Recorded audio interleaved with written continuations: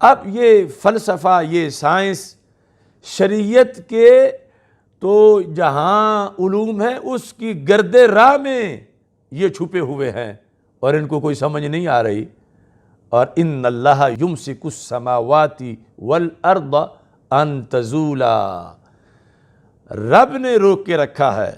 زمینوں کو کہ جنبش نہ کریں، آسمانوں کو کہ جنبش نہ کریں، اور وہ جب چاہتا ہے تو جنبش کرواتا ہے، اور جب وہ کہے تو یہ پہاڑ کوہ کاف، اس کو باقاعدہ بتایا جاتا نامزد کر کے کہ تو اپنی فلاں بڑی جڑ کی جو آگے چھوٹی جڑ ہے، اس جڑ کی جو آگے تیری جڑ ہے، وہاں سے تو نے جنبش کرنی ہے، تو وہ وہاں سے جنبش کرتا۔ حدیث شریف کے اندر حضرت سیدنا عبداللہ بن عباس رضی اللہ تعالی عنہ سے یہ روایت ہے، قال خلق اللہ جبل،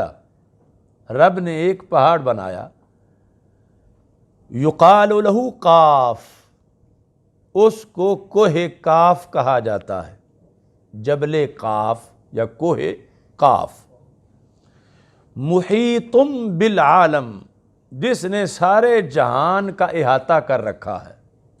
یعنی ساری زمین، سمندر، یہ کچھ سب کچھ اس کی آغوش میں ہے۔ وَعُرُوقُهُ إِلَى الصَّخْرَةِ الَّتِي عَلَيْهَا الْأَرْضِ، صخرہ کہتے ہیں چٹان کو، عروق جو ہے وہ عرق کی جمع ہے، جو انسان کے بدن میں یہ رگیں ہوتی ہیں اور ایسے جو درختوں کی جڑیں ہوتی ہیں اور پہاڑوں کی جو نیچے جڑیں ہیں، کہ فرمایا کہ اس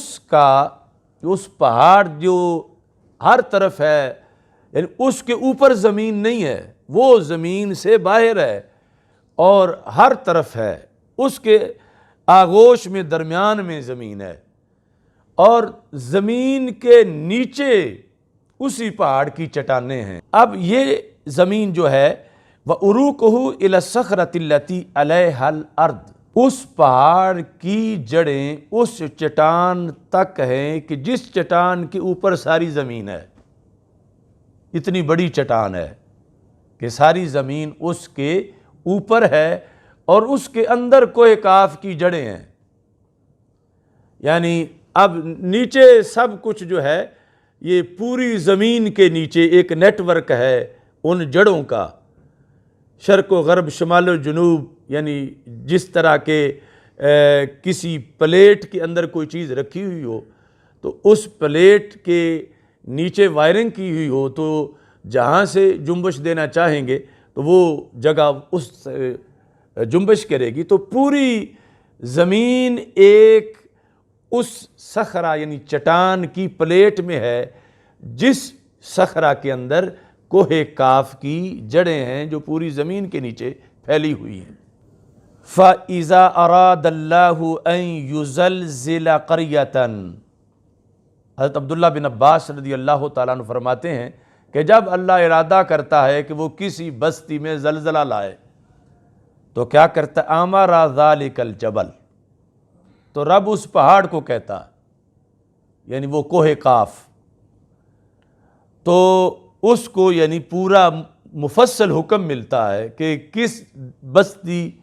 میں زلزلہ لانا ہے، کس علاقے میں، اور تیری کون سی جڑ اس کے نیچے ہے، تو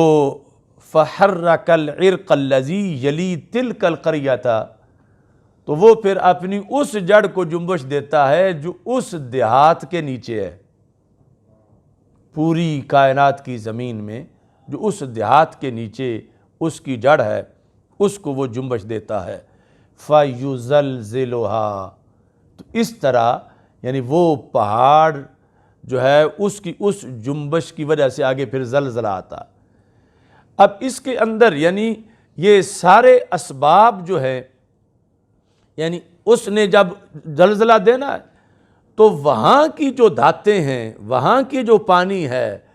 وہاں کے جو لیکوڈ وہاں پر مادے ہیں، تو جو بھی ظاہری سبب بننا ہے وہ وہاں بن جانا ہے اس کی جنبش کی تیاری کی وجہ سے،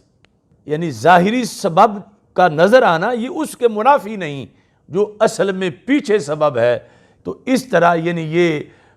گیسیں، یا آبی بخارات، ان کی وجہ سے زمین کا پھٹنا یا پہاڑوں سے آگ نکلنا، یہ ماننے نہیں اس چیز کا کہ اصل پیچھے سے دھکا دیا کس نے ہے، یعنی حکم اللہ کا آیا ہے اور اس پہاڑ نے فلاں جگہ سے جو ہے وہ جنبش کی ہے اور جس کے نتیجے میں زلزلہ آیا ہے۔ تو یہ ظاہری اسباب جو ہیں یہ ان کا تعلق ایک مجاز کی حیثیت کا ہے، ثانوی طور پر یہ صورتحال ہے، اصل جو ہے یہ اصل اس فعل کا یہ سبب خالق نہیں، یہ سبب اصل میں اس کا مؤثر نہیں۔